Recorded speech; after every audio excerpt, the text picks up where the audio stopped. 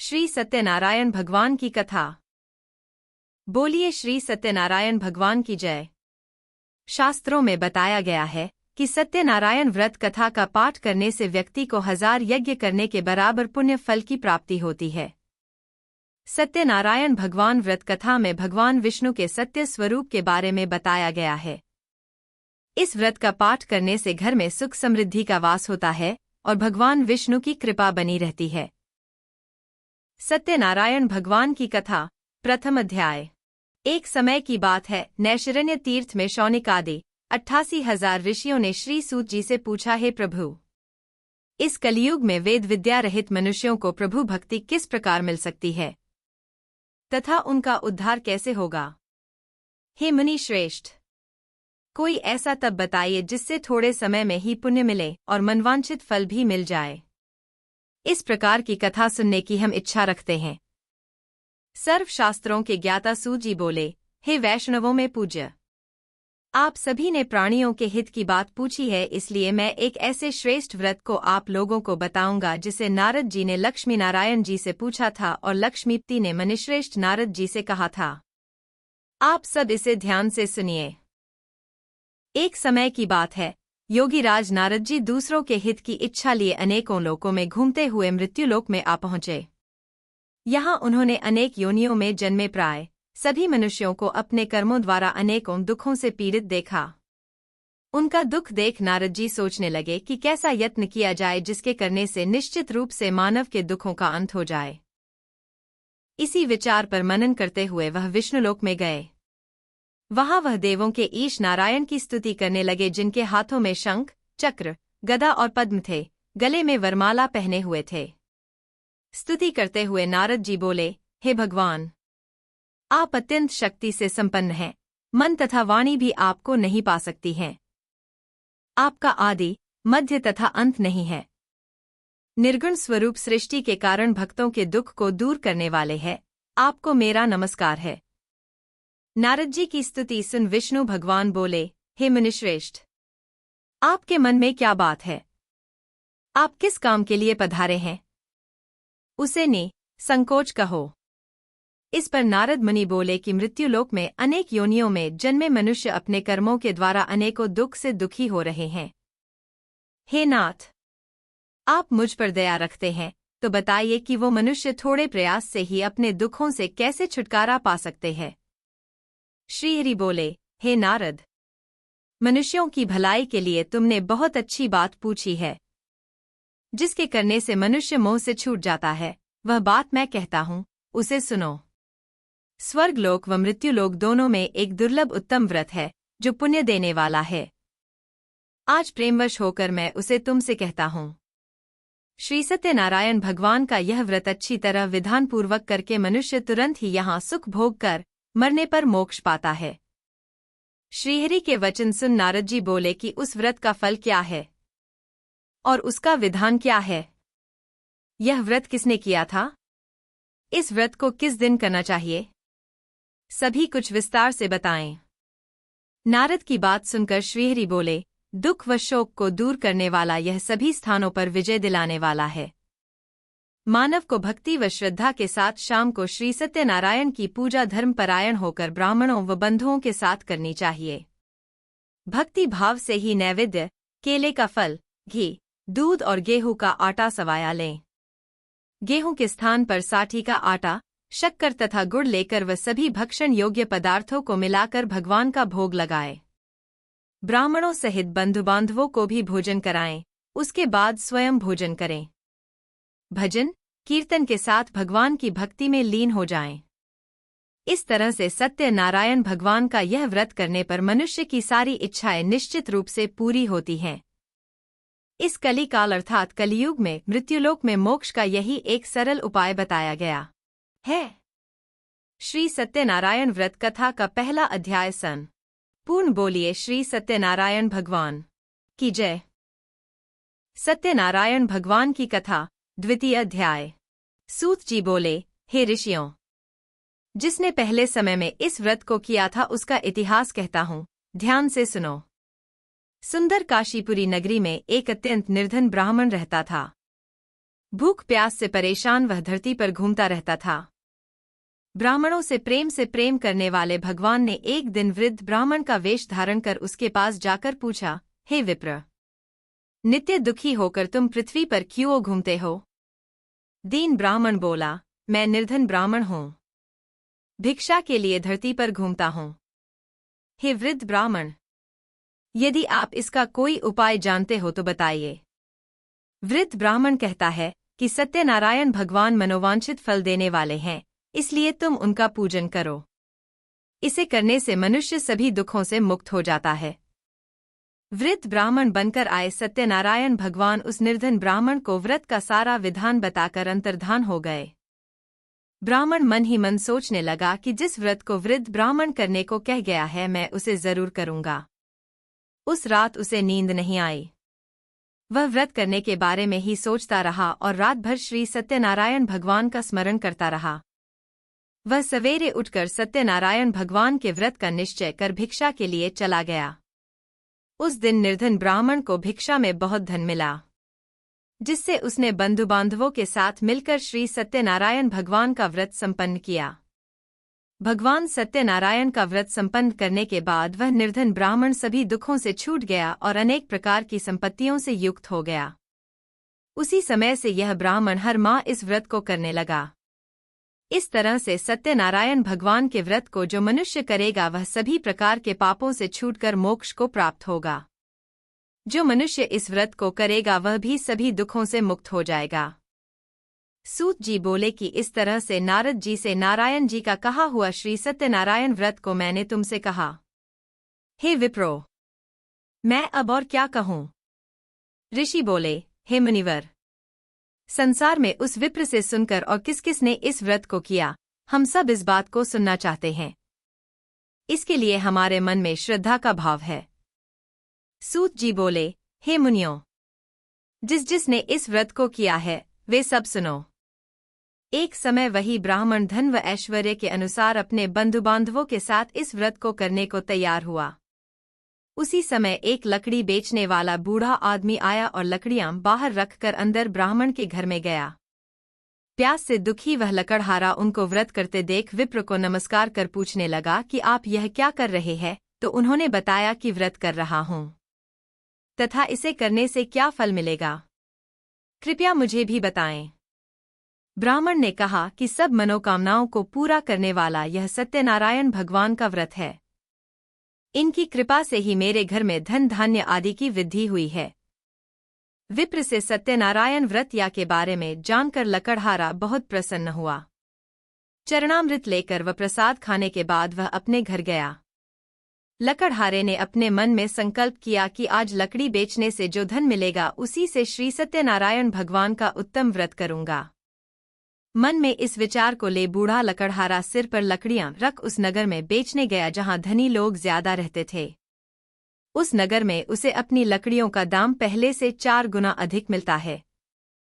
बूढ़ा लकड़हारा प्रसन्नता के साथ दाम लेकर केले, शक्कर, घी, दूध, दही और गेहूं का आटा ले और सत्यनारायण भगवान के व्रत की अन्य सामग्रियां लेकर अपने घर गया।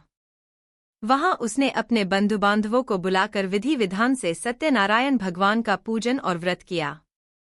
इस व्रत के प्रभाव से वह बूढ़ा लकड़हारा धन पुत्र आदि से युक्त होकर संसार के समस्त सुख भोग अंत काल में बैकुंठ धाम चला गया। श्री सत्यनारायण व्रत कथा का दूसरा अध्याय संपूर्ण। बोलिए श्री सत्यनारायण भगवान की जय। सत्यनारायण भगवान की व्रत कथा का तीसरा अध्याय। सूत जी बोले, हे श्रेष्ठ मुनियों, अब आगे की कथा कहता हूँ। पहले समय में उल्कामुख नाम का एक बुद्धिमान राजा था। वह सत्यवक्ता और जितेंद्रिय था। प्रतिदिन देवस्थानों पर जाता और निर्धनों को धन देकर उनके कष्ट दूर करता था। उसकी पत्नी कमल के समान मुख वाली तथा सती साध्वी थी। भद्रशीला नदी के तट पर उन दोनों ने श्री सत्यनारायण भगवान का व्रत किया। उसी समय साधु नाम का एक वैश्य आया। उसके पास व्यापार करने के लिए बहुत सा धन भी था। राजा को व्रत करते देखकर वह विनय के साथ पूछने लगा, हे राजन, भक्ति भाव से पूर्ण होकर आप यह क्या कर रहे हैं? मैं सुनने की इच्छा रखता हूं, तो आप मुझे बताएं। राजा बोला, हे साधु, अपने बंधु बांधवों के साथ पुत्रादि की प्राप्ति के लिए एक महाशक्तिमान श्री सत्यनारायण भगवान का व्रत व पूजन कर रहा हूँ। राजा के वचन सुन साधु आदर से बोला, हे राजन, मुझे इस व्रत का सारा विधान कहिए। आपके कथनानुसार मैं भी इस व्रत को करूँगा। मेरी भी संतान नहीं है और इस व्रत को करने से निश्चित रूप से मुझे संतान की प्राप्ति होगी। राजा से व्रत का सारा विधान सुन व्यापार से निवृत्त हो वह अपने घर गया। साधु वैश्य ने अपनी पत्नी को संतान देने वाले इस व्रत का वर्णन कह सुनाया और कहा कि जब मेरी संतान होगी तब मैं इस व्रत को करूँगा। साधु ने इस तरह के वचन अपनी पत्नी लीलावती से कहे। एक दिन लीलावती पति के साथ आनंदित हो सांसारिक धर्म में प्रवृत्त होकर सत्यनारायण भगवान की कृपा से गर्भवती हो गई। 10वें महीने में उसके गर्भ से एक सुंदर कन्या ने जन्म लिया। दिनों दिन वह ऐसे बढ़ने लगी जैसे कि शुक्ल पक्ष का चंद्रमा बढ़ता है। माता पिता ने अपनी कन्या का नाम कलावती रखा।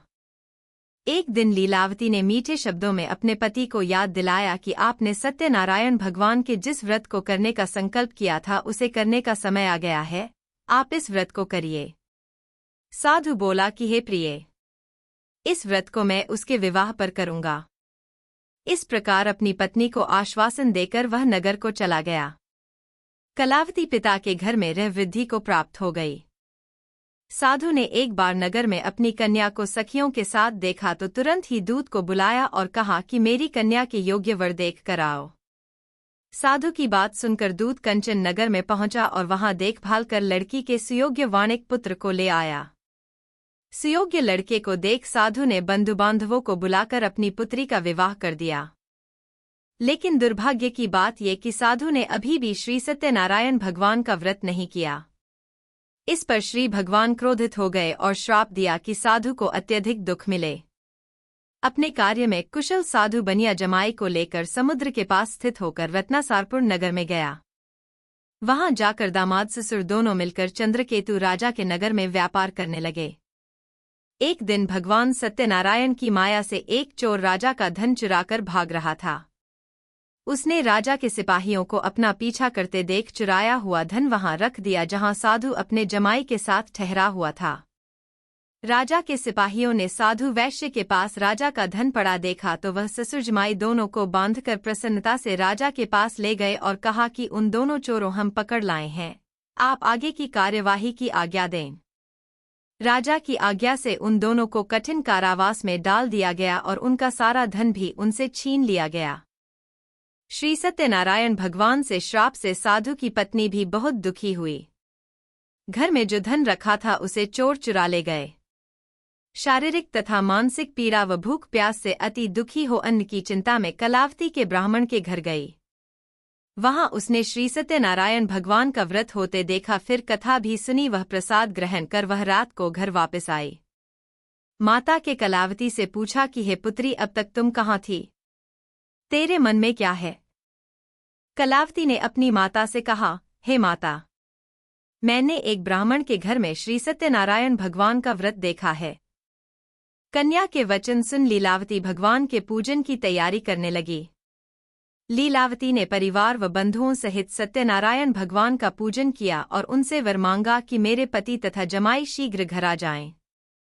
साथ ही यह भी प्रार्थना की कि हम सबका अपराध क्षमा करें। श्री सत्यनारायण भगवान इस व्रत से संतुष्ट हो गए और राजा चंद्रकेतु को सपने में दर्शन दे कहा कि हे राजन, तुम उन दोनों वैश्यों को छोड़ दो और तुमने उनका जो धन लिया है उसे वापस कर दो। अगर ऐसा नहीं किया तो मैं तुम्हारा धन, राज्य व संतान सभी को नष्ट कर दूंगा। राजा को यह सब कहकर वह अंतर्धान हो गए। प्रातः काल सभा में राजा ने अपना सपना सुनाया, फिर बोले कि बणिक पुत्रों को कैद से मुक्त कर सभा में लाओ। दोनों ने आते ही राजा को प्रणाम किया। राजा मीठी वाणी में बोला, हे महानुभावों, भाग्यवश सा कठिन दुख तुम्हें प्राप्त हुआ है, लेकिन अब तुम्हें कोई भय नहीं है। साकह राजा ने उन दोनों को नए वस्त्राभूषण भी पहनाए और जितना धन उनका लिया था उससे दुगुना धन वापस कर दिया। दोनों वैश्य अपने घर को चल दिए। श्री सत्यनारायण व्रत कथा का 3रा अध्याय संपूर्ण। बोलिए श्री सत्यनारायण भगवान की जय। सत्यनारायण भगवान की व्रत कथा का चौथा अध्याय।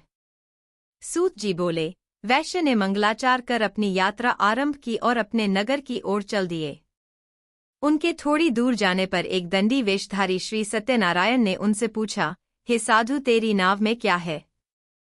अभिमानी वणिक हंसता हुआ बोला, हे दंडी, आप क्यों पूछते हो? क्या धन लेने की इच्छा है? मेरी नाव में तो बेल व पत्ते भरे हुए हैं।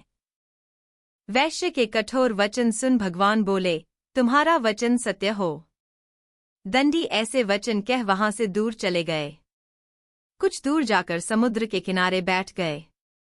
दंडी के जाने के बाद साधु वैश्य ने नित्य क्रिया के पश्चात नाव को ऊंची उठते देखकर अचंभा माना और नाव में बेलपत्ते आदि देख वह मूर्छित हो जमीन पर गिर पड़ा।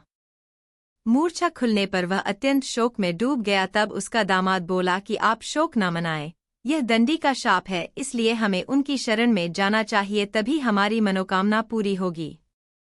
दामाद की बात सुनकर वह दंडी के पास पहुंचा और अत्यंत भक्तिभाव नमस्कार करके बोला, मैंने आपसे जो जो असत्य वचन कहे थे उनके लिए मुझे क्षमा दें। ऐसा कहकर महान शोकातुर हो रोने लगा। तब दंडी भगवान बोले, हे वणिक पुत्र, मेरी आज्ञा से बार बार तुम्हें दुख प्राप्त हुआ है। तू मेरी पूजा से विमुख हुआ। साधु बोला, हे भगवान, आपकी माया से ब्रह्मा आदि देवता भी आपके रूप को नहीं जानते, तब मैं अज्ञानी कैसे जान सकता हूँ? आप प्रसन्न होइए, अब मैं सामर्थ्य के अनुसार आपकी पूजा करूँगा। मेरी रक्षा करो और पहले के समान नौका में धन भर दो। साधु वैश्य के भक्तिपूर्वक वचन सुनकर भगवान प्रसन्न हो गए और उसकी इच्छानुसार वरदान देकर अंतर्धान हो गए। ससुरजमाई जब नाव पर आए तो नाव धन से भरी हुई थी। फिर वहीं अपने अन्य साथियों के साथ सत्यनारायण भगवान का पूजन कर अपने नगर को चल दिए। जब नगर के नजदीक पहुंचे तो दूत को घर पर खबर करने के लिए भेज दिया। दूत साधु की पत्नी को प्रणाम कर कहता है कि मालिक अपने दामाद सहित नगर के निकट आ गए हैं। दूत की बात सुन साधु की पत्नी लीलावती ने बड़े हर्ष के साथ सत्यनारायण भगवान का पूजन कर अपनी पुत्री कलावती से कहा कि मैं अपने पति के दर्शन को जाती हूँ, तू कार्य पूर्ण कर शीघ्र आ जा। माता के से वचन सुन कलावती जल्दी में प्रसाद छोड़ अपने पति के पास चली गई। प्रसाद की अवज्ञा के कारण श्री सत्यनारायण भगवान रुष्ट हो गए और नाव सहित उसके पति को पानी में डुबो दिया। कलावती अपने पति को वहां ना पाकर रोती हुई जमीन पर गिर गई। नौका को डूबा हुआ देख व कन्या को रोता देख साधु दुखी होकर बोला कि हे प्रभु, मुझसे तथा मेरे परिवार से जो भूल हुई है उसे क्षमा करें। साधु के दीन वचन सुनकर श्री सत्यनारायण भगवान प्रसन्न हो गए और आकाशवाणी हुई, हे साधु, तेरी कन्या मेरे प्रसाद को छोड़कर आई है, इसलिए उसका पति अदृश्य हो गया है। यदि वह घर जाकर प्रसाद खाकर लौटती है तो इसे इसका पति अवश्य मिलेगा। ऐसी आकाशवाणी सुन कलावती घर पहुंचकर प्रसाद खाती है और फिर आकर अपने पति के दर्शन करती है। उसके बाद साधु अपने बंधु बांधवों सहित श्री सत्यनारायण भगवान का विधि विधान से पूजन करता है। इस लोक का सुख भोग व अंत में स्वर्ग जाता है। श्री सत्यनारायण व्रत कथा का चौथा अध्याय संपूर्ण। बोलिए श्री सत्यनारायण भगवान की जय। सत्यनारायण भगवान की व्रत कथा का 5वां अध्याय। सूत जी बोले, हे ऋषियों, मैं और भी एक कथा सुनाता हूँ, उसे भी ध्यानपूर्वक सुनो। प्रजापालन में लीन तुंगध्वज नाम का एक राजा था। उसने भी भगवान का प्रसाद त्याग कर बहुत ही दुख सहन किया। एक बार वन में जाकर वन्य पशुओं को मारकर वह बड़ के पेड़ के नीचे आया। वहां उसने ग्वालों को भक्तिभाव से अपने बंधुओं सहित सत्यनारायण भगवान का पूजन करते देखा। अभिमानवश राजा ने उन्हें देखकर भी पूजा स्थान में नहीं गया और ना ही उसने भगवान को नमस्कार किया। ग्वालों ने राजा को प्रसाद दिया, लेकिन उसने वह प्रसाद नहीं खाया और प्रसाद को वहीं छोड़ वह अपने नगर को चला गया। जब वह नगर में पहुंचा तो वहां सब कुछ तहस-नहस हुआ पाया तो वह शीघ्र ही समझ गया कि यह सब भगवान ने ही किया है। राजा दोबारा ग्वालों के पास पहुंचा और विधि पूर्वक पूजा करके प्रसाद खाया तो श्री सत्यनारायण भगवान की कृपा से सब कुछ पहले जैसा हो गया। दीर्घकाल तक सुख भोगने के बाद मरणोपरांत उसे स्वर्गलोक की प्राप्ति हुई। जो मनुष्य परम दुर्लभ इस व्रत को करेगा तो भगवान सत्यनारायण की अनुकंपा से उसे धनधान्य की प्राप्ति होगी। निर्धन धनी हो जाता है और भयमुक्त हो जीवन जीता है। संतानहीन मनुष्य को संतान सुख मिलता है और सारे मनोरथ पूर्ण होने पर मानव अंतकाल में बैकुंठ धाम को जाता है। सूत जी बोले, जिन्होंने पहले इस व्रत को किया है, अब उनके दूसरे जन्म की कथा कहता हूँ। वृद्ध शतानंद ब्राह्मण ने सुदामा का जन्म लेकर मोक्ष की प्राप्ति की। लकड़हारे ने अगले जन्म में निषाद बनकर मोक्ष प्राप्त किया। उल्कामुख नाम का राजा दशरथ होकर बैकुंठ को गए। साधु नाम के वैश्य ने मोरध्वज बनकर अपने पुत्र को आरे से चीरकर मोक्ष पाया। महाराज तुंगध्वज ने स्वयंभू होकर भगवान में भक्तियुक्त हो कर्म कर मोक्ष पाया। श्री सत्यनारायण व्रत कथा का 5वां अध्याय संपूर्ण। बोलिए श्री सत्यनारायण भगवान की जय।